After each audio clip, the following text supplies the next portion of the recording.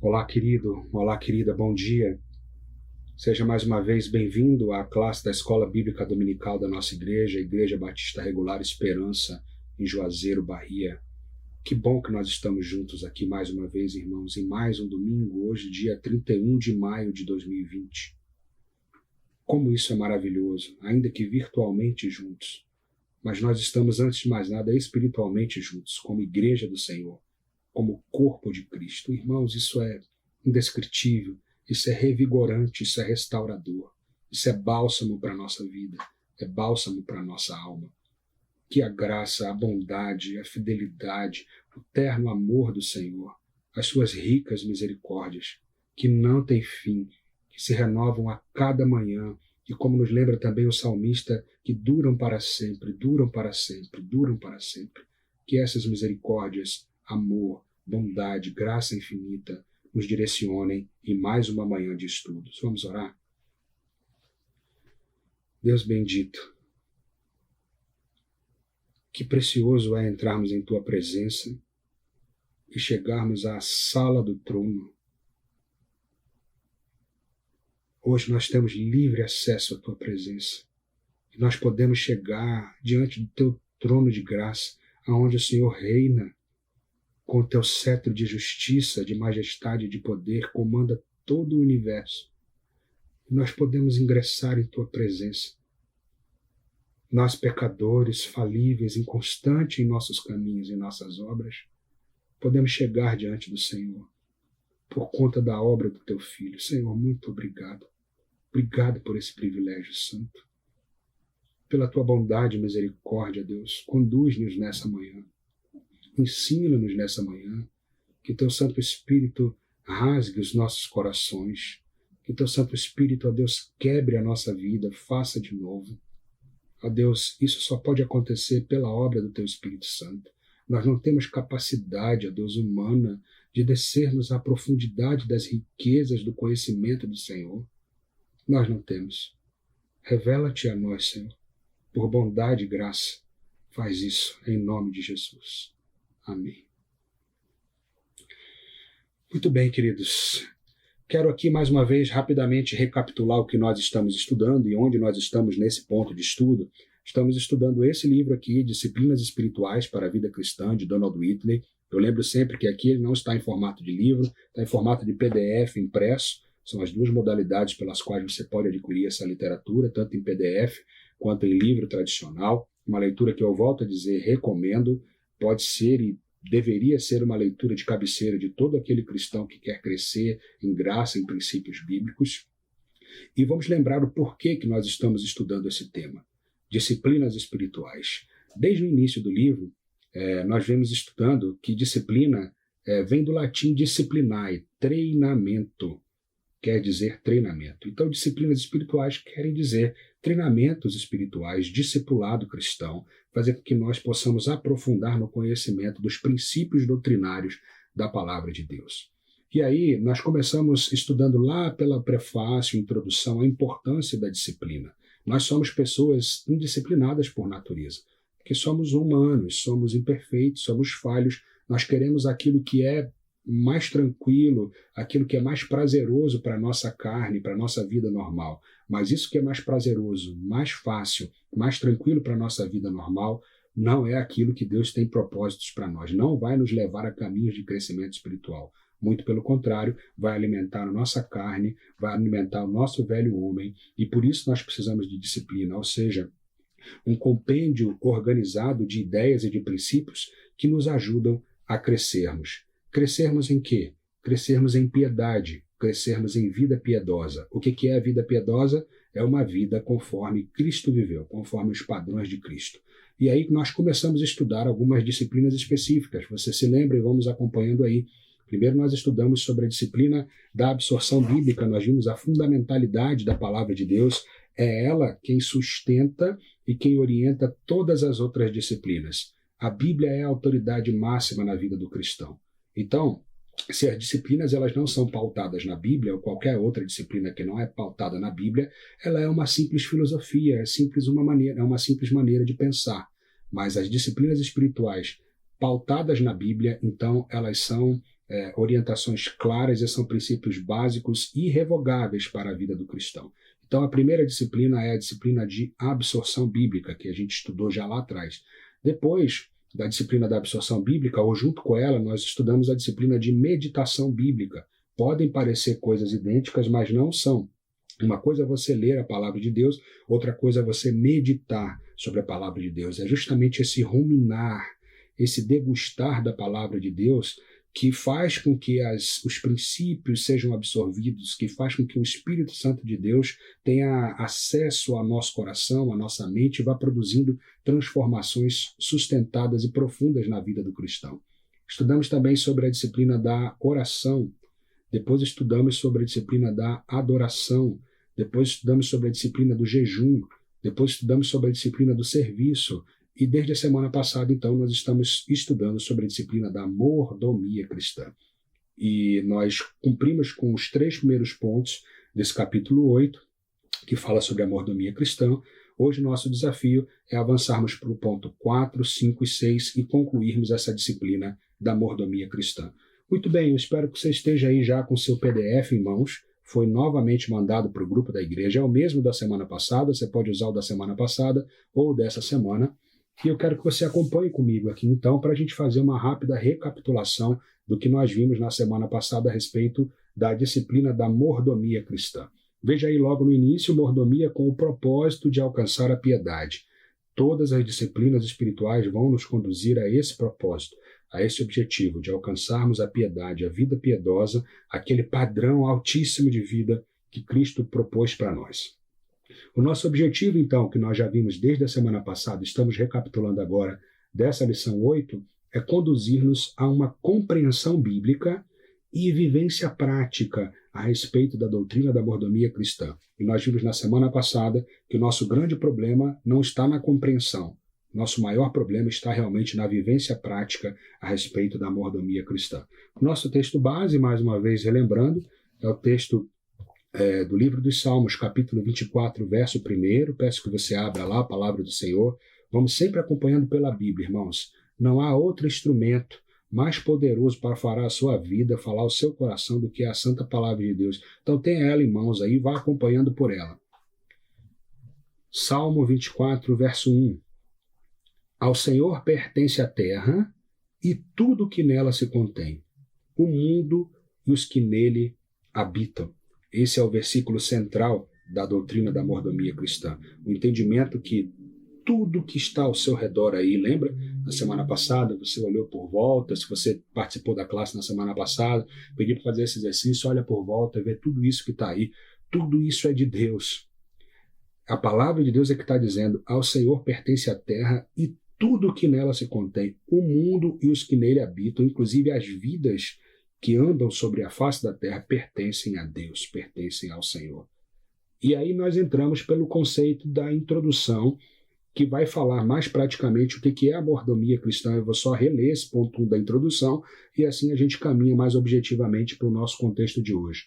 Mordomia cristã, uma vez que tudo é de Deus, ou seja, todas as coisas foram feitas por Ele, acontecem por meio dele, são para Ele, conforme Romanos 11:36, o que Deus nos entrega são concessões, são dádivas, por graça, para sermos meros administradores com o fim de glorificá-lo. Isso é mordomia cristã.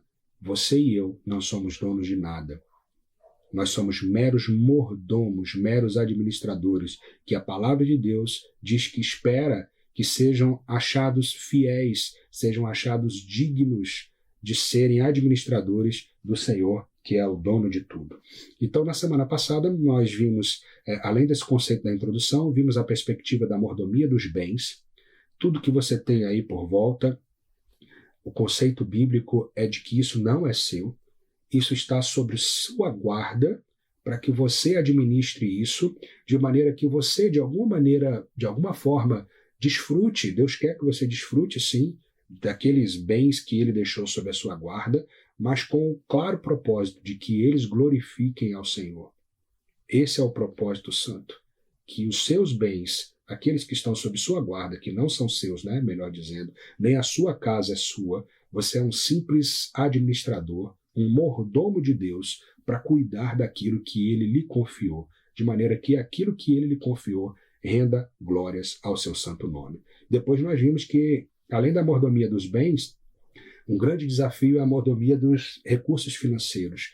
Tudo aquilo que você possui, investimento, dinheiro, salário, simples cofrinho, também não é seu, não é nosso isso. Isso é de Deus, porque dele são as riquezas, a prata e o ouro. Tudo que existe de riqueza na face da terra é de Deus. O que ele faz é nos permitir que sejamos administradores temporários disso. Lembre, você vai morrer. Isso vai continuar sobre a face da terra, então isso não é seu.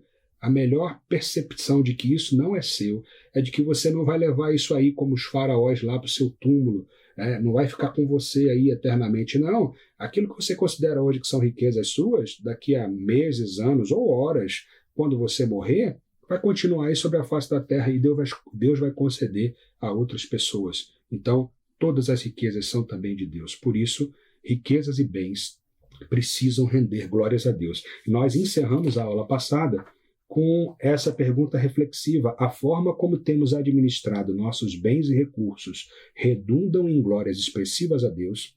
Se essa forma como nós temos administrado os bens e os recursos redundam em glórias expressivas, não é aquilo assim, de vez em quando isso rende uma gloriazinha, rende alguma coisinha para Deus. Na maioria do tempo isso é a minha exaltação, mas de vez em quando isso glorifica o nome de Deus. Se isso é assim, irmãos, nós somos péssimos mordomos, péssimos administradores e precisamos rever a maneira como nós temos encarado bens, temos encarado recursos financeiros.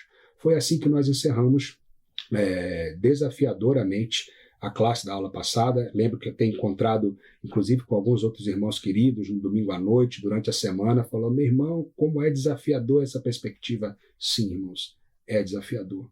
Nós precisamos encarar isso como a realidade da palavra de Deus. Precisamos perceber que nós, humanamente, carnalmente, não estamos dentro dessa perspectiva, não estamos a esse nível de perspectiva espiritual de sermos mordomos. Nós temos cabeça de mordomos e nos comportamos como donos. E isso é absolutamente incompatível e incoerente com o que a palavra de Deus propõe para nós. Então, o nosso desafio é vivência prática, vivermos de uma maneira prática como simples administradores, como simples mordomos. Feito, então, essa recapitulação, nós vamos avançar agora, então, para o ponto 4, a mordomia do tempo, entrando mais profundamente no conteúdo para a nossa classe de hoje. Vamos lá, então? Gestão do tempo, então, irmãos. Mas antes da gente entrar propriamente no conteúdo de hoje, começando aqui com o ponto 4, a mordomia do tempo, eu gostaria só de fazer um aprofundamento aqui com você a respeito da palavra tempo na Bíblia. Isso não está no conteúdo do capítulo 8, mas eu acho interessante entrarmos nisso porque nos ajuda tanto a entendermos melhor os textos bíblicos, quanto nos ajuda a perceber que nós temos, na verdade, dois desafios distintos no que a gente pode entender de mordomia do tempo. Você vai entender isso melhor já já. A palavra tempo que nós vemos na Bíblia, ela pode vir de duas palavras gregas diferentes. Você sabe que o que nós temos hoje na mão é uma tradução que veio de uma cópia que veio de um original que estava em grego. E no grego, duas possíveis palavras gregas são traduzidas no português para tempo. A primeira delas é a palavra cronos. Essa palavra nos é até familiar, nos lembra cronômetro, cronógrafo, que são instrumentos que medem um tempo entre duas circunstâncias. E o tempo cronos, no grego, quer dizer exatamente isso, é o tempo do relógio, é o tempo medido entre duas marcações. Há também no grego a palavra kairos, que pode ser traduzida para o português como tempo. E essa palavra não quer dizer tempo cronológico, essa palavra quer dizer tempo-ocasião. Então, é uma ocasião específica em um período de tempo. Nós dizemos isso no português também, quando, por exemplo, nós dizemos assim: nos tempos antigos, as coisas não aconteciam assim. Nós não estamos referindo a horas, nós estamos referindo a momentos. Nas ocasiões antigas, no tempo passado, nas ocasiões passadas, as coisas não eram assim. Você pode ver, por exemplo, a palavra kairos na Bíblia, quando os discípulos perguntam ao Senhor: Senhor, que sinais já de vir da sua vinda? E Jesus responde para ele: olha, não vos compete saber tempos ou épocas, não vos compete saber ocasiões ou épocas.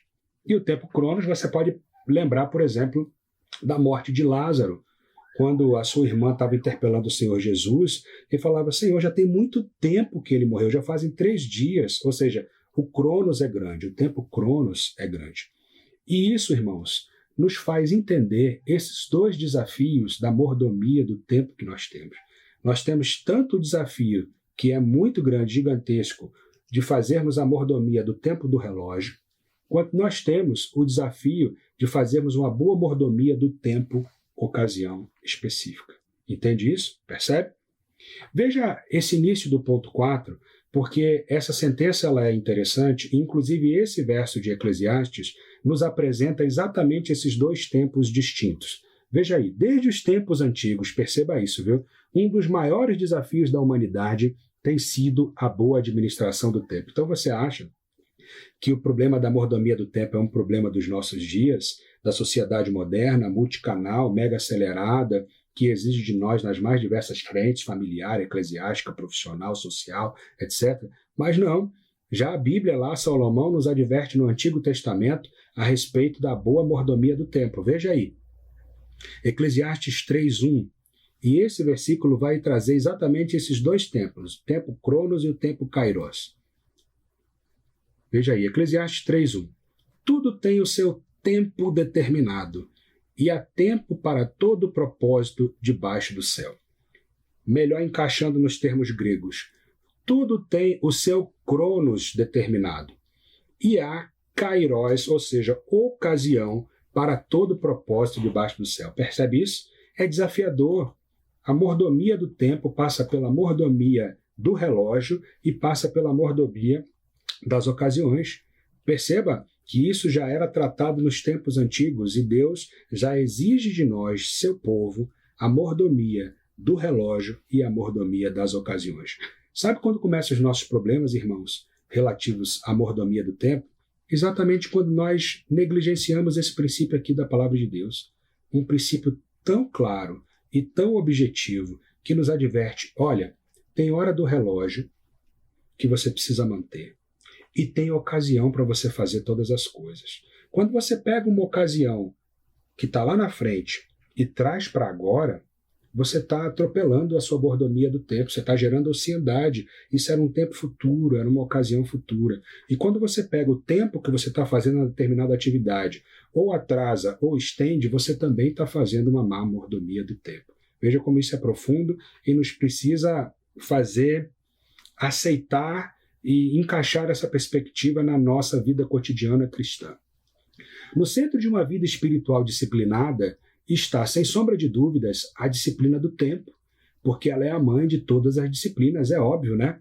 Se você, por exemplo, não faz uma boa gestão do tempo Cronos, do tempo do relógio, como é que você vai conseguir ocasião para ler a palavra, para orar, para jejuar, para adorar, e para fazer as outras atividades da sua vida cristã? Então, no centro de uma vida cristã disciplinada está a boa gestão do tempo, quer seja o tempo Cronos ou quer seja esse tempo Kairos. Veja Efésios 5, 15 e 16.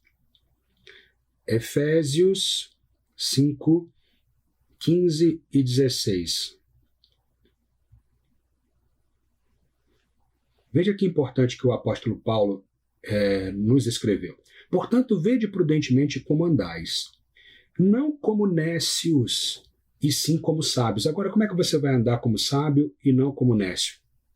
Remindo o tempo, porque os dias são maus.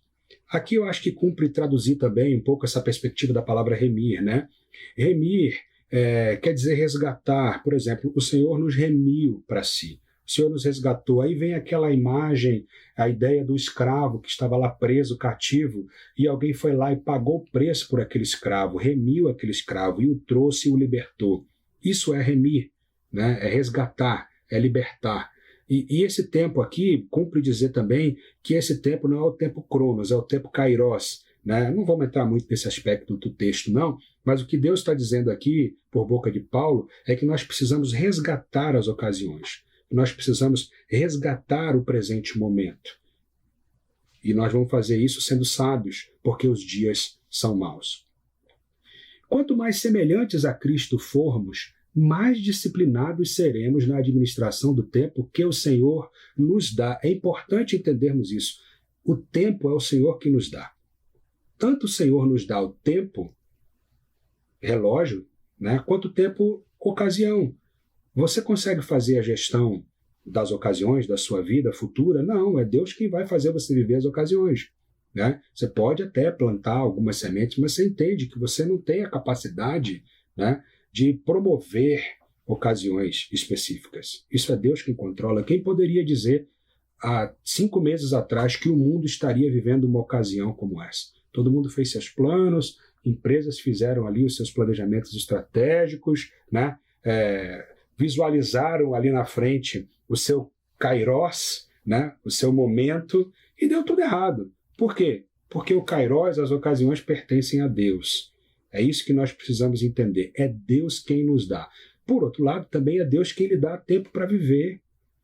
Veja o que diz o texto de Tiago 4,14. Tiago 4,14. Vós não sabeis o que sucederá amanhã. O que é a vossa vida? Sois apenas como a neblina que aparece por instante e logo se dissipa.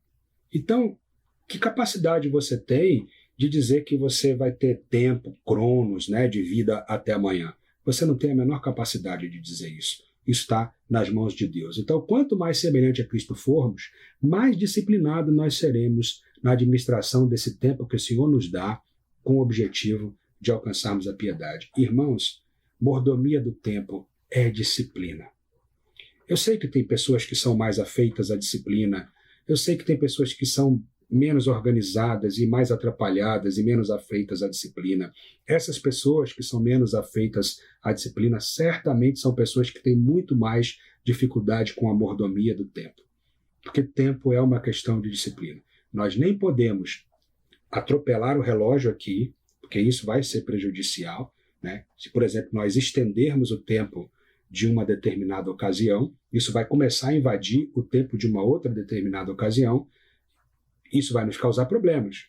Como também nós não podemos pegar ocasiões futuras e trazermos para o presente momento. Isso vai nos gerar ansiedades. Então, mais uma vez, quanto mais semelhantes a Cristo formos, mais disciplinados nós seremos na administração do tempo que o Senhor nos dá com o objetivo de alcançarmos a piedade. Agora nós vamos entrar num ponto aqui que eu quero lhe advertir. Ele pode até a princípio parecer meio banal, mas não é. Ele está embasado por textos bíblicos e ele vai ser determinante. Grave isso, determinante, para nós sermos ou para nos auxiliar na construção de uma boa mordomia do tempo. Veja só, para sermos bons administradores do tempo que o Senhor nos dá, mais uma vez, lembrando que é Ele quem dá esse tempo, nós precisamos assumir algumas posturas. E isso vai nos ajudar. Preste atenção, não ache que é banal. Primeiro, nós precisamos ter um bom planejamento. E nós também precisamos ser fiéis a esse planejamento. Irmãos, planejamento no que se refere à mordomia do tempo é tudo. Se nós não tivermos um planejamento, ao invés de nós levarmos o tempo, nós seremos absolutamente conduzidos por ele. Quando nós percebermos o dia já acabou, a semana já acabou, o mês já acabou, e nós não fizemos nada, nós não avançamos nada. Por quê? Porque não tínhamos um planejamento. Esse planejamento, irmãos, pode ser uma agenda escrita, pode ser no celular. Hoje nós já temos agendas bem fáceis aí no Google, no celular, que vão lhe lembrar de várias ocasiões no dia. Pode ser até uma agenda mental, se você não tiver tantas atividades assim. Mas o que você não pode é acordar sem imaginar qual vai ser o seu planejamento do dia. Aí o dia vai lhe conduzir e você certamente vai ser muito improdutivo, ou vai ser muito atropelado, ou muito enrolado, ou muito atrasado nas atividades que você está fazendo. Mas veja, não é importante só ter um planejamento. Você precisa ser fiel a esse planejamento.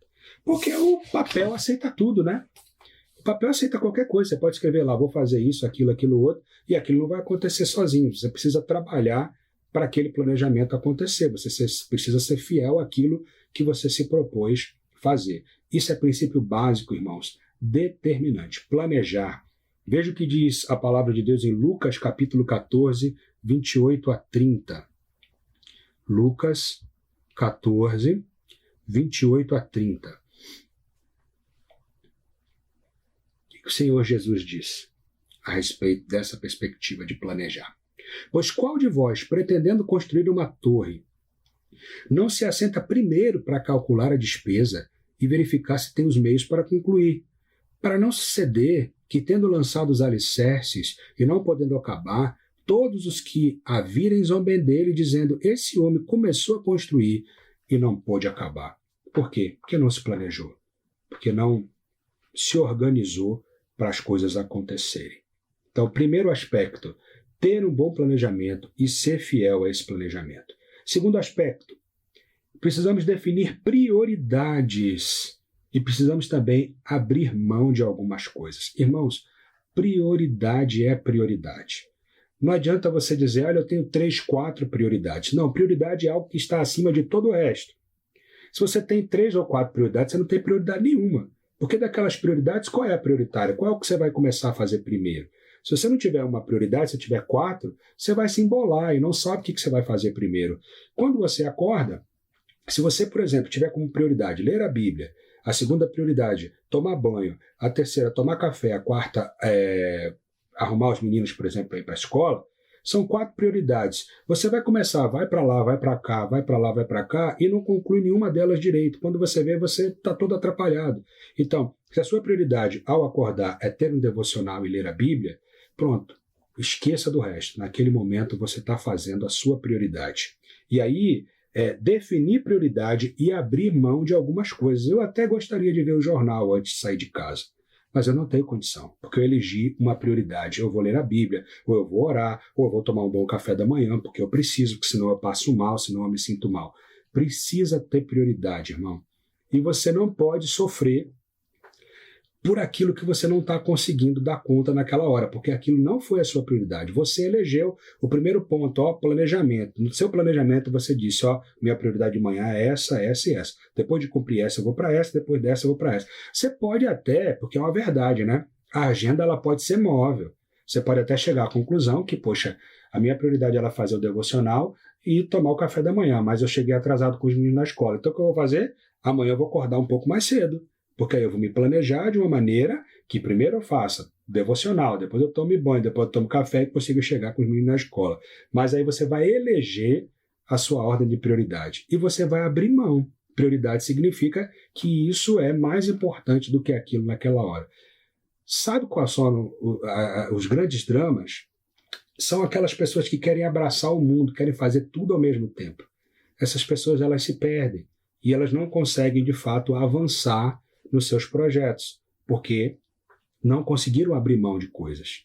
Prioridade significa: vou eleger isso. Eu vou até sofrer entendendo que aquilo ali eu gostaria de fazer, mas se eu eleger que isso aqui é mais importante, isso aqui vai ser feito primeiro e aquilo vai ser feito num segundo momento. Segundo ponto, definir prioridades e abrir mão de algumas coisas. Mateus 6,33, a palavra de Deus nos ensina: buscai, pois, em primeiro lugar o seu reino e a sua justiça, e as demais coisas vos serão acrescentadas. Deus é um Deus de prioridades. Saiba eleger prioridades na sua vida. Isso faz parte da mordomia do tempo. Terceiro ponto, precisamos estar atentos aos ladrões de tempo. Irmãos, ladrões de tempo são coisas terríveis. Ladrões de tempo, eles vão roubando e minando a sua agenda, as suas perspectivas, sem que você perceba. Você quer ver um terrível ladrão de tempo? Olha o danado do celular aqui. Esse é um terrível ladrão de tempo. Irmãos, quanto tempo as pessoas passam por dia olhando para a tela do celular e não estão necessariamente trabalhando ou executando alguma coisa extremamente necessária ou produtiva? Porque é óbvio, com o celular nós trabalhamos, nós temos contato com as pessoas, é saudável, tem pessoas que têm família longe, isso tudo é compreensível. Mas nós precisamos ser bem sinceros conosco mesmo. Nós sabemos que esse danado aqui, quando você começa a olhar para ele, a cabeça voa. Você começa a ir para um monte de lugares e às vezes você diz: mas por que eu peguei o celular mesmo? Você nem lembra mais por que você pegou o celular. Você já está aqui, pintou uma notificação aqui, já foi para lá e tal, e tal, e tal. E isso é um ladrão de tempo. Quantas coisas, de fato, vazias, que não têm significado em si nenhum. Nós estamos olhando, curtindo, compartilhando e tal, de coisas que no final do dia nos fizeram perder um bocado de tempo. Antigamente dizia-se que, né, esse bicho aqui é que era o ladrão de tempo, a televisão, né? Mas hoje a gente já sabe que o celular é o grande ladrão de tempo. Pode ser a televisão também. E, por exemplo, eu gosto de assistir futebol na televisão. Acho que a rapaziada aí, todo mundo gosta, né? Então, muitas vezes, 4 horas por semana, agora não mais, né, no meio da pandemia, mas no meio da semana, 2 horas à noite, e no final de semana, 2 horas no domingo de tarde ou no sábado de noite, alguma coisa, você fica olhando ali para a televisão. Isso é ladrão de tempo também. Trabalho pode ser um ladrão de tempo, celular, a televisão, a academia, a vaidade, o que você imaginar mais. Tem um monte de ladrão de tempo por aí, irmãos. E sabe de uma coisa? Ladrão de tempo não chega com um crachá. Cheguei, eu sou ladrão do seu tempo. Não, Satanás, ele é sagaz, ele vai lhe minando e vai lhe abraçando, né, e vai lhe roubando o tempo de uma maneira que você não percebe. Ao final das contas, você vai dizer, eu estou sem tempo. Mas como diria um amigo, a gente sempre arranja tempo para fazer aquilo que nos interessa, não é verdade? Você pode estar com a sua agenda hoje completamente atropelada, mas imagina que eu dissesse para você assim, olha, meu irmão querido, você ganhou uma bolsa, com tudo pago, passagem, curso, alimentação, para você fazer aquele curso dos seus sonhos, o curso que você mais queria. A sua agenda está toda atrapalhada, né? Eu acho que você não vai conseguir fazer esse curso. Não, irmão, peraí que eu vou dar um jeitinho. Eu vou buscar uma folga aqui no trabalho, eu vou antecipar umas férias, vou pegar uma licença, botar os meninos ali para ficar com mamãe, com vovó, com o vizinho, com o irmão, com outro irmão, porque eu preciso muito disso. Ah, mas a sua agenda não estava cheia? Não, mas eu vou arranjar um tempo. A gente sempre arranja um tempo para fazer aquilo que nos interessa. Essa desculpa de falta de tempo, irmãos, é exatamente isso aqui. É ladrão de tempo, coisas que nos estão roubando tempo e que nós não percebemos como elas estão sendo danosas para a nossa vida. Colossenses 3:2. Colossenses 3:2.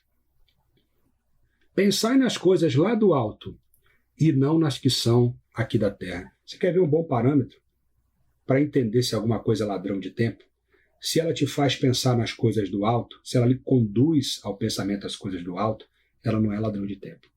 Mas se ela não lhe faz pensar nas coisas do alto, é um baita ladrão de tempo para a sua vida. Tenha isso aí como um aprendizado e com um bom parâmetro. Terceiro ponto, então, precisamos estar atentos aos ladrões de tempo. Quarto ponto, precisamos abandonar a prática da procrastinação. Você sabe o que é procrastinação? É deixar as coisas para depois. Mas não é deixar para depois porque eu não tive condições de fazer agora. Às vezes eu estou trabalhando e tem um assunto de família que não dá para resolver naquela hora. Tem que resolver quando chegar em casa. Às vezes você está na igreja e tem um assunto do seu trabalho que você não vai resolver ali naquela hora da igreja. Você vai resolver assim que o culto acabar, ou quando você chegar em casa, ou na segunda-feira de manhã, quando você chegar no seu trabalho. Nós não estamos falando disso. A procrastinação é, eu posso resolver agora, eu tenho tempo para resolver agora, tenho capacidade de resolver agora, depois eu resolvo. Eu faço ali daqui a pouco. Isso é procrastinação. Veja o que disse João, capítulo 9, verso 4. João 9, 4. É necessário que façamos as obras daquele que me enviou enquanto é dia. A noite vem quando ninguém pode trabalhar. Procrastinação no aspecto, por exemplo, eclesiástico, ou no aspecto evangelístico, daqui a pouco a gente faz, depois a gente vê. Não, nós temos que fazer as coisas agora, enquanto é dia. Salomão também, escrevendo em Eclesiastes capítulo 9, no verso 10, disse, tudo quanto tiver à mão para fazer, faze-o conforme as tuas forças, porque na sepultura para onde tu vais não há obra, nem projeto, nem ciência, nem sabedoria alguma. Faz logo, faz agora, tudo quanto tiver à mão para fazer. Isso é não procrastinar. Isso nos auxilia na mordomia do tempo. Por último, nós precisamos também soltar as amarras do passado e caminhar para frente. Irmãos, isso devemos reconhecer. É difícil. Segundo a nossa natureza carnal, nós somos pessoas, a começar desse que vos fala, somos pessoas saudosistas, somos pessoas apegadas às nossas histórias, aos nossos passados, às nossas perspectivas, sobretudo quando elas nos trouxeram alegria, prazer, satisfação. Mas isso são amarras que nós precisamos pedir graça e bondade a Deus para mudar o nosso coração, transformar as nossas vidas e fazermos como Paulo, esquecendo das coisas que para trás ficaram, nós precisamos avançar para diante de nós. Há outro aspecto também que precisamos caminhar para frente, que muitas vezes deixam os cristãos engessados, congelados no tempo, quando nós tropeçamos na fé, caímos, pecamos, quando isso realmente cria rebuliço, cria confusão, e nós ficamos amargurados e presos àquelas circunstâncias e presos àquelas perspectivas. Veja, se foi tratado biblicamente, se foi pedido perdão, se a coisa foi tratada conforme os preceitos bíblicos, Deus é fiel e Deus nos perdoou. E tudo ficou para trás, eis que tudo se fez novo. É isso que a palavra de Deus diz, então nós precisamos avançar em novidade de vida, deixando o passado errôneo e errado para trás e caminhar para frente. Isso nos atrapalha, isso nos faz perder tempo, isso engessa a nossa vida, isso traz amargura, isso traz paralisia espiritual. Nós precisamos também soltar as amarras do passado e caminhar para frente.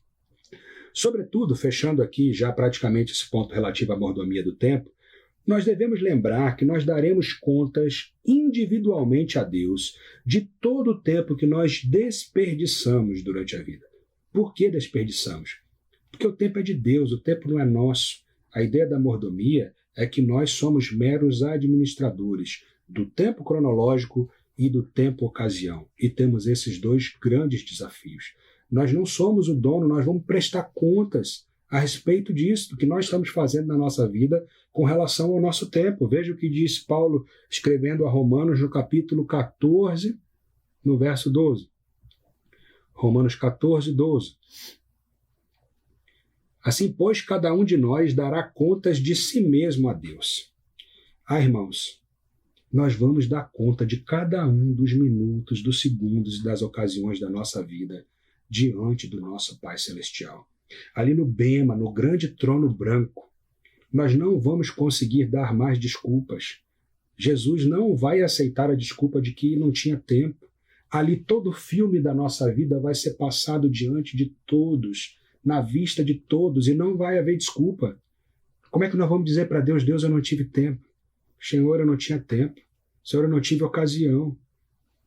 Vai estar tudo lá, perante toda a humanidade. Nós vamos dar conta, irmãos, disso que Deus nos deu, o tempo para sermos administradores dele. Veja esse último ponto, que ele é muito interessante. Nos últimos 2 anos, talvez, essa expressão de John Piper surgiu. Eu gravei essa expressão e eu trouxe aqui porque ela é bem interessante. No dia do juízo, uma das maiores utilidades das redes sociais será provar que a falta de oração não era por falta de tempo. Lá no bema, diante de toda a humanidade, lá no trono branco, vai estar lá, ó. Ricardo, você não tinha tempo, não? Olha lá, ó. Facebook, Instagram, Twitter, jogo de futebol. De que aproveitou esse negócio aí? Tempo são questões de escolha, meu filho. Você escolheu as coisas erradas. Você não foi um bom mordomo do tempo. Que Deus tenha misericórdia de nós e tenha piedade das nossas vidas. Veja esse último ponto de reflexão aí, ao findarmos então o ponto 4. Você é um bom mordomo do tempo que Deus lhe concede? Por quê? Se é por quê, e se não é por quê. Então nós encerramos aqui essa perspectiva da mordomia do tempo. Entendemos que assim como não somos donos dos bens e dos recursos financeiros que Deus nos faz desfrutar e que deixa sobre as nossas concessões, nós também não somos donos desse tempo que nós acreditamos que somos. Somos donos do nosso nariz para fazermos o que quisermos, na hora que quisermos. Não somos não. Nós vamos dar conta desse tempo diante de Deus e que Ele nos ensine a remir o tempo e usar esse tempo com sabedoria. Assim nós encerramos então esse ponto 4, a mordomia do tempo. Vamos avançar então para o ponto 5, a mordomia dos dons e talentos. Nós gastamos um pouquinho mais de tempo nesse ponto 4, porque de fato ele era o ponto central dessa lição de hoje. Você vai ver que o ponto 5 e o ponto 6 eles vão ser um pouco mais tópicos e a gente vai caminhar um pouco mais objetivamente agora, então, nesses últimos 2 pontos. A mordomia dos dons e talentos. Nós temos aprendido no estudo da teologia dos dons que os cristãos, faltou um S, né? Os cristãos receberam capacitações especiais da parte de Deus para a edificação da sua igreja. Vamos recordar isso. Nós já vimos esse texto quando nós falamos da mordomia dos dons, E vamos lá para Efésios capítulo 4, versículo 8. Efésios capítulo 4, 8.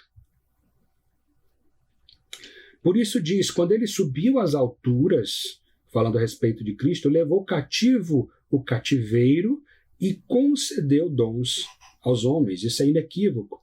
Os cristãos receberam dons da parte de Deus e capacitações da parte do próprio Mestre. Todo cristão recebeu de Deus pelo menos um dom. Nós vimos isso também, e se você não viu, ou até se você já viu, vamos recapitular isso. Lá na 1 de Pedro, no capítulo 4, verso 10. 1 Pedro 4, 10. 1 Pedro 4, 10. Servi uns aos outros, cada um conforme o dom que recebeu, como bons dispenseiros da multiforme graça de Deus. Cada um conforme o dom que recebeu. Todos nós recebemos dons, recebemos dádivas, que só recordando o que são capacitações que Deus dá de uma maneira liberal e de uma maneira especial para que nós possamos exercer os nossos ministérios no dia a dia da igreja servindo ao Senhor. É isso que são dons e talentos. Dons e talentos, apesar de dádivas com claras orientações divinas, podem ser desperdiçados. Olha, irmãos, pense e imagine essa perspectiva dos dons e talentos como uma mordomia mesmo. Você recebeu capacitações da parte de Deus. Por exemplo, você pode ter recebido um dom de ensino. Como você tem tratado esse dom de ensino? Ele tem glorificado a Deus? O dom de serviço, ele tem glorificado a Deus? O dom de proclamação da palavra, ou o dom de profecia da palavra, ou o dom de falar, ele tem glorificado a Deus? Nós podemos utilizar esses dons para glorificar a Deus, ou podemos usá-los de maneira equivocada ou desperdiçando. Nós precisamos ser bons mordomos, irmãos, daquilo que nos foi confiado. Os dons não nos foram entregues só, eu vou entregar esse dom aqui ao irmão X e eu quero ver se ele, o que ele vai fazer com isso. Não, Deus, quando deu dons e deu talentos, são coisas um pouco diferentes. Alguns estudos teológicos apontam dons e talentos como a mesma coisa. É um outro assunto sobre o qual não há muita unanimidade, né? Há alguns que dizem que talentos são algumas capacitações que são iguais a dons, e há outros que dizem que dons são dons, esses 10 que nós já tratamos aqui, e talentos são outras coisas. Mas quer você pense da forma como você quiser pensar, como você quiser não, né? Mas como teologicamente fizer sentido para você, imagine que é o seguinte, você recebeu dons e recebeu talentos da parte de Deus, como aquela parábola dos talentos, o que você vai fazer? Você vai enterrar? O que você vai fazer com esses dons?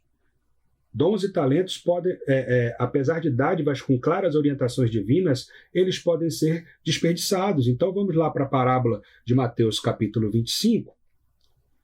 Não vou lê-la toda, mas eu vou só fazer um breve resumo para você. Mateus 25, de 14 a 30.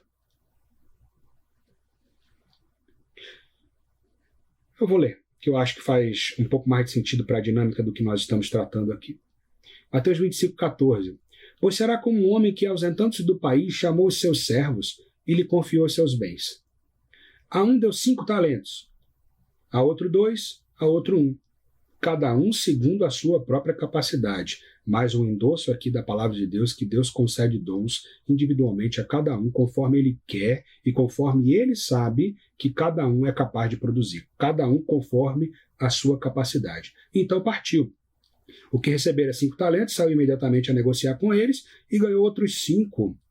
Do mesmo modo, o que recebera 2, ganhou outros 2. Mas o que recebera 1, saindo, abriu uma cova e escondeu o dinheiro do seu senhor. Depois de muito tempo, voltou o senhor daqueles servos e ajustou conta com eles. Então, aproximando-se do que recebera 5 talentos, entregou outros 5, dizendo, Senhor, confiaste-me 5 talentos, eis aqui outros 5 talentos que ganhei. Disse-lhe o Senhor, muito bom, servo bom e fiel, foste fiel no pouco, sobre o mundo te colocarei, entra no gozo do teu Senhor. E aproximando-se também o que recebera 2 talentos, disse, Senhor, 2 talentos me confiastes. aqui tens outros 2 que ganhei. Disse o Senhor, muito bem, servo bom e fiel. Foste fiel no pouco, sobre o muito te colocarei, entra no gozo do teu Senhor. Chegando por fim, o que recebera 1 talento, recebera aquilo que talvez seria mais fácil, né, de gerenciar, só recebeu 1zinho. Recebera 1 talento, disse, Senhor, sabendo que és homem severo, que ceifas onde não semeastes, e ajuntas onde não espalhaste, receoso escondi na terra o teu talento. Aqui tens o que é teu. Parecia até uma boa ação, né? Nossas desculpas são assim, irmãos. Nós não queremos encarar aquilo que nós somos devedores diante de Deus. Nós queremos pintar a nossa negligência com uma tinta fresca e dizer, Senhor, toma aqui. Mas olha a resposta do Senhor. Respondeu-lhe, porém, o Senhor, servo mau e negligente. Sabias que ceifo onde não semeei e ajunto onde não espalhei? Cumpria, portanto, que entregasses o meu dinheiro aos banqueiros, e eu, ao voltar, receberia com juros o que é meu. Tirai-lhe, pois, o talento e dai-o ao que tem 10, porque a todo o que tem se lhe dará, e terá em abundância. Mas ao que não tem, até o que tem lhe será tirado. E não apenas isso, servo inútil, lançai-o para fora nas trevas, ali haverá choro e ranger de dentes. Então, irmãos, é muito clara a perspectiva de que os nossos talentos podem ser usados de maneira equivocada ou podem ser usados de maneira negligente, de forma que não glorifiquem ao Senhor. Que assim não seja na nossa vida a administração dos dons e dos talentos. O cristão fiel reconhece que todas as suas capacitações, habilidades ou circunstâncias favoráveis que lhe sobrevêm são dádivas de Deus. Irmão, pense no que você tem de capacitação. Nos talentos, por exemplo, que você tem da parte de Deus. Você conseguiu ser aprovado no Enem? Foi com uma boa nota? Possivelmente você tem um intelecto privilegiado, tirou uma redação nota máxima, ou quase lá, ou foi aprovado num concurso. Sabe qual é a nossa tendência? Rendemos glórias a nós. O seu intelecto, a sua capacidade intelectual, o seu QI, é dádiva de Deus. Foi Deus que lhe deu. Ou então, por que você acha que uma pessoa nasce com um QI de 140 e o outro com um de 90, 110? Agora nem sei qual é a margem lá, né? Posso até estar falando uma bobagem aqui em termos de perspectivas de QI, né? Mas vamos imaginar que você nasce com um QI 120 e outro nasce com um QI 140. Por que isso? É mérito de quem tem um QI mais elevado dizer fui eu que me capacitei com um QI mais elevado? Quanta gente estuda e se dedica tanto tempo e não consegue fazer a boa prova que o outro fez, se dedicou ao mesmo tempo, sofreu do mesmo jeito. Isso é dádiva. A sua capacidade intelectual, irmãos, é dádiva. A sua eloquência, a sua capacidade de conversar com as pessoas, de fazer um networking, de construir relações profissionais, a sua capacidade de fazer negócios, a sua capacidade de ser convincente. Isso é um talento que lhe foi dado. Isso não é seu, porque uns são mais proeficientes e outros são menos proeficientes. Você quer ver uma coisa interessante? Porque uns são mais desinibidos e outros são mais tímidos. Você pega uma pessoa que é tímida, você coloca na frente para resolver alguma coisa, a pessoa quer sair dali rapidinho, ela vai treinar, ela vai se dedicar, o pastor vai dizer, não, faça assim, cria um roteiro, não sei o que e tal, ela vai tremer, vai suar a mão e talvez vai melhorar um pouco, mas nunca vai perder a sua timidez e a sua dificuldade de estar em público à frente. Um outro, de repente, já não tem a menor dificuldade. Tem gente até que gosta e às vezes até passa do tempo. Pense por que isso. São talentos entregues. Aquela pessoa mais tímida, ela provavelmente ora a Deus, Senhor, me ajude, me dê graça, Senhor, eu queria servir, queria falar, mas talvez esse não seja o meu talento, esse talvez não seja o meu dom. Porque, de fato, não foi dado a ela na proporção do que foi dado ao outro. Em compensação, essa mais tímida pode ser uma pessoa que tem uma sensibilidade, um dom de serviço maravilhoso, que o outro, que às vezes está à frente de alguma outra circunstância, passa despercebido. Não, às vezes o outro diz assim: Senhor, eu queria ser mais sensível, Senhor, eu queria estar mais atento à necessidade, eu queria perceber mais e talvez não consiga perceber.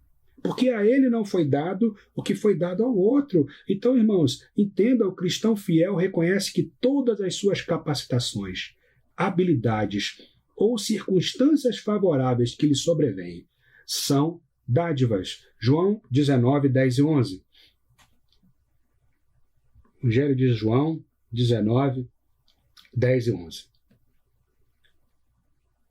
Então Pilatos o advertiu. Não me respondes, Pilatos estava falando com Jesus, né? Perante o Sinédrio, naquele grande momento de julgamento. Então Pilatos o advertiu, não me respondes? Não sabes que tenho autoridade para te soltar e autoridade para te crucificar? Veja a resposta de Jesus.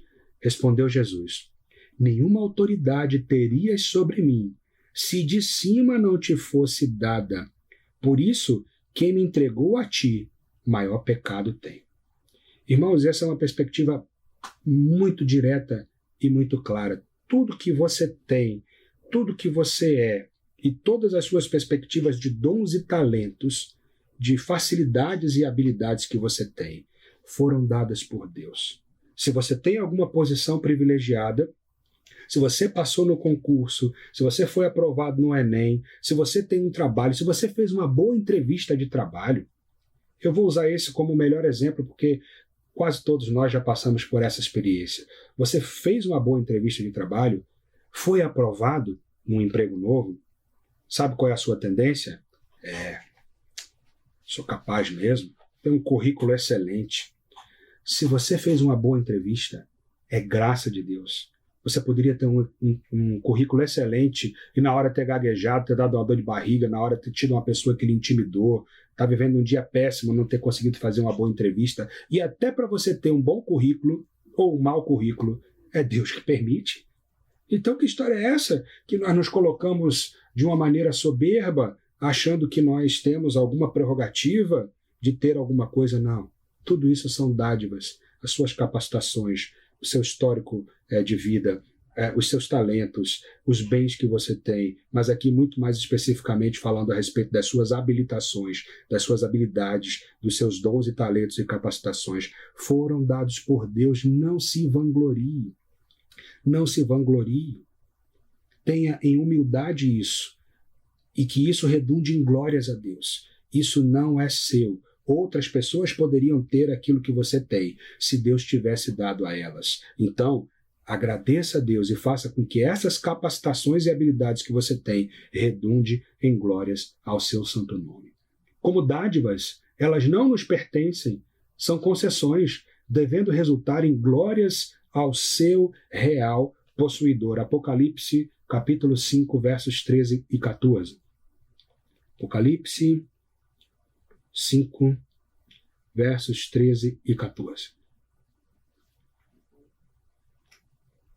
Então ouvi que toda criatura que há no céu e sobre a terra, debaixo da terra e sobre o mar, e tudo que neles há, lembra do Salmo 24:1, ao Senhor pertence a terra, a sua plenitude, os homens, o mundo e tudo que nele habita. O outro versículo lá, né? Minha é a prata, meu é o ouro. Aqui agora nós estamos estudando. De Deus são os talentos. Eles são entregues e dados para voltarem para Ele, para renderem glórias a Ele. Eles não são dados nem foram dados para você sair se gabando por aí, que você tirou uma boa nota, que você é um bom músico, que você é uma pessoa inteligente, que você é um profissional bem capacitado, que você faz bons negócios. Não foi para isso que Deus te deu capacitação, não. Deus deu para render glórias a Ele. Porque, veja, vou ler mais uma vez o verso 13. Então eu vi que toda criatura que há no céu e sobre a terra, e debaixo da terra e sobre o mar, e tudo que neles há, estava dizendo: aquele que está assentado no trono e ao Cordeiro, seja o louvor e a honra e a glória e o domínio pelos séculos dos séculos. E 4 seres viventes responderam: amém. Também os anciãos prostraram-se e adoraram. É para isso que as capacitações são dadas, irmãos, para que rendam glórias ao Senhor. E pelo menos um dia elas vão render glórias a Deus, quando todo joelho vai se dobrar, mesmo aquele que não crê, vai se dobrar diante de Deus em humilhação, implorando a Deus por salvação, e vai ouvir de Deus: apartai-vos de mim. Tristemente isso vai acontecer, mas um dia todo ser que vive sobre a terra vai reconhecer que tudo que tem, inclusive as suas capacitações, foram dádivas. E ele era um mero mordomo, um mero administrador, e deveria fazer com que essas dádivas resultassem em glórias ao santo nome do Senhor. Então, para encerrar essa reflexão, ela resume bastante esse ponto 5. Suas capacitações, como por exemplo, a sua eloquência ou a sua didática, as suas habilidades. Você tem habilidade em artes, em comércio, em música, em alguma outra área específica? Suas habilidades, as suas condições favoráveis, o seu intelecto, a sua perseverança. Eu estava assistindo um programa essa semana e fiquei tão inquieto que a apresentadora dizia assim: eu sou persistente, você precisa ser persistente, porque a persistência é isso, a persistência é aquilo, e eu sou uma pessoa que sou exemplo de persistência, porque eu fiz isso. Mal sabia ela que essa persistência que ela tem não é dela, é uma dádiva, é uma graça que Deus deu a ela, para ela administrar bem isso, para render glórias a Deus. Ninguém tem que jogar flores sobre si, porque eu sou persistente, eu sou batalhador, eu sou isso. Se você é isso, foi Deus que te deu esse presente. Por que o outro não tem a persistência que você tem? Mesmo querendo. Tem gente que gostaria de ser mais objetivo, de ser mais determinado, de ser mais perseverante. Diz: oh Deus, eu queria, mas eu não consigo. Por mais que queira, por mais que batalhe, não consegue. A sua perseverança não é mérito seu, é mérito de Deus que te entregou, um talento especial que Ele te entregou para ser perseverante. Ou as suas condições privilegiadas. Você tem uma condição de ascensão, tem uma condição de poder, tem um cargo, tem alguma notoriedade. Todas essas coisas resultam prioritariamente em glorificação sincera ao nome do Senhor, em glorificação sincera do nome do Senhor, ou nós somos ladrões de glória. Irmãos, nós somos tentados a sermos ladrões de glória, a colocarmos o holofote em nós, quer seja em relação às nossas capacitações, às nossas habilidades, às nossas condições favoráveis ou privilegiadas. Nós queremos colocar o holofote em nós. E quando nós fazemos isso, nós nos tornamos, na verdade, ladrões de uma glória que deveria ser dada somente a Cristo. Que com essa perspectiva da mordomia dos dons e talentos, nós possamos refletir e adequar a nossa caminhada para que tudo aquilo que você recebeu, bondosa e gratuitamente da parte de Deus, redunde em efetivas glórias e honras ao nome do Senhor eterno. Por fim, irmãos, temos então a disciplina de mordomia da vida. Uma vida também que não lhe pertence. Assim como bens não lhe pertencem, assim como recursos financeiros não lhe pertencem, assim como tempo não lhe pertence, assim como dons e talentos não lhe pertencem. A vida é um dom que não lhe pertence. Temos uma vida inteira pela frente e apenas 2 escolhas para fazer. Você vai escolher como é que você vai viver a sua vida. Vivê-la como se fôssemos os seus proprietários, donos dos nossos narizes, fazendo aquilo que nós queremos e bem entendemos. Ou como mordomos, ou como concessionários, ou como administradores dessa vida. Lembrando que nós vimos lá no início, na introdução. Deus deseja que nós desfrutemos de tudo aquilo que Ele nos permitiu ser administradores, desde que isso redunde em glórias a Ele. Ele não lhe entregou a administração disso que está em volta aí só para ficar para Ele, não.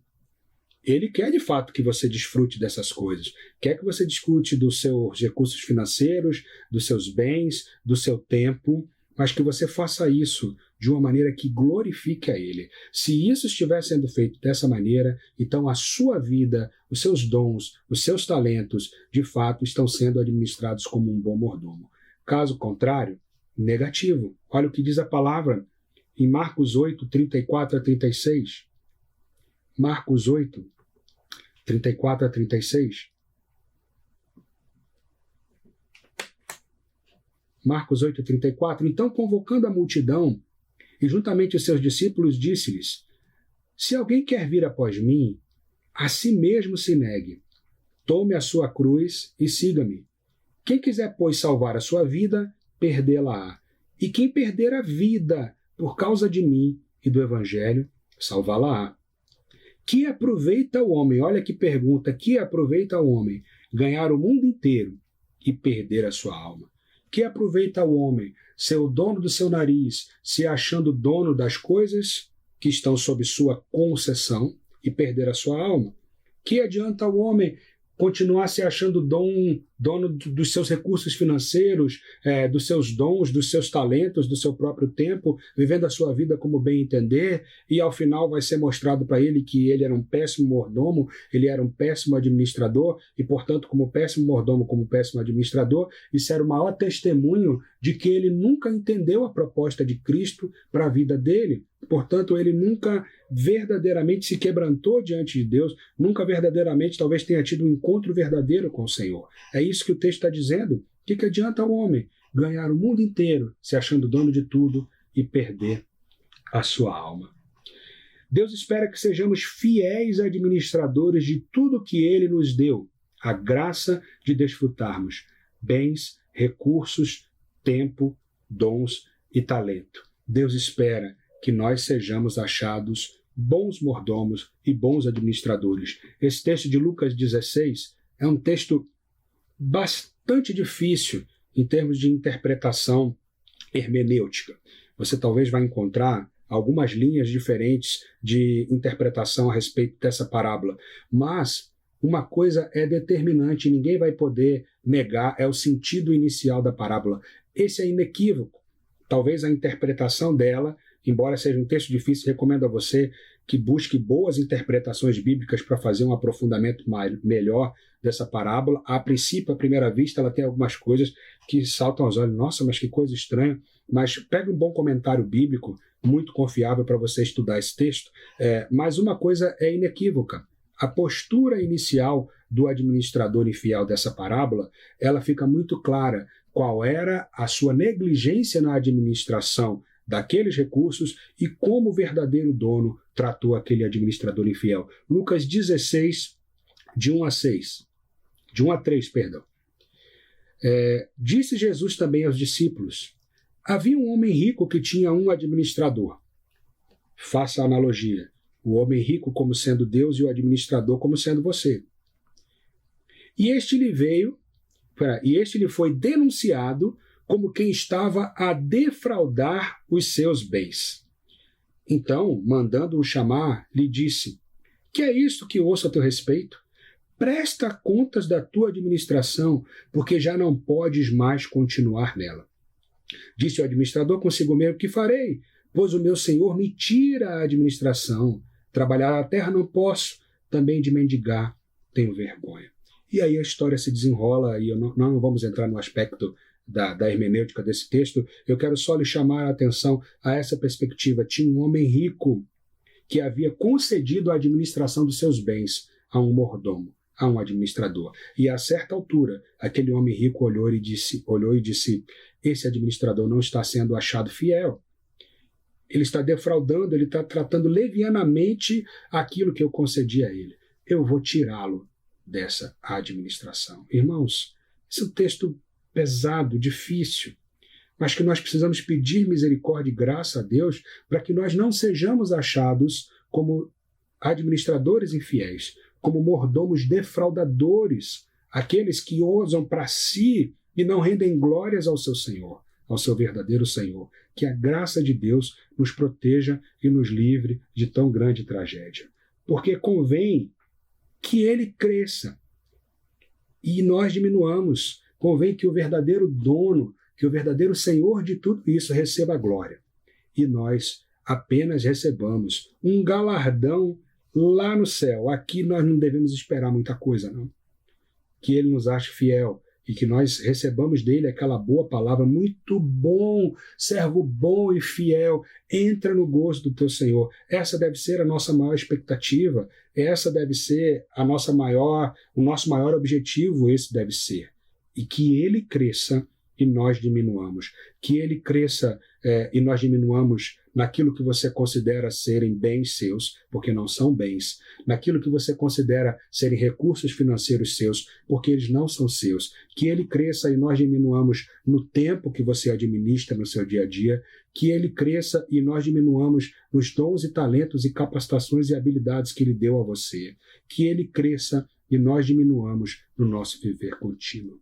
Vamos orar. Ó Pai querido, quão desafiadora, Pai, essa lição. Quão distante de nós está essa capacidade individual de sermos conforme a Tua palavra nos diz.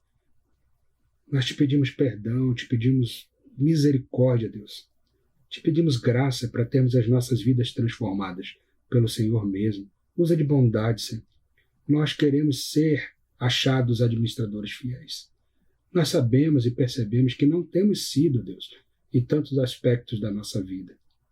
Ó Deus, compadece-te por bondade, por graça. Usa-nos para a glorificação do Teu nome. Nós não somos dignos sequer disso, de glorificarmos o Teu nome. Mas nós te pedimos, ó Deus, por bondade, que o Senhor nos ensine, como diz o cântico, quebre nossa vida, faça de novo, ó Deus, para sermos vasos novos, vasos de honra, vasos de glorificação ao Teu nome. Pedimos humildemente, em nome de Cristo Jesus. Amém. Até a próxima semana, se assim Deus nos permitir.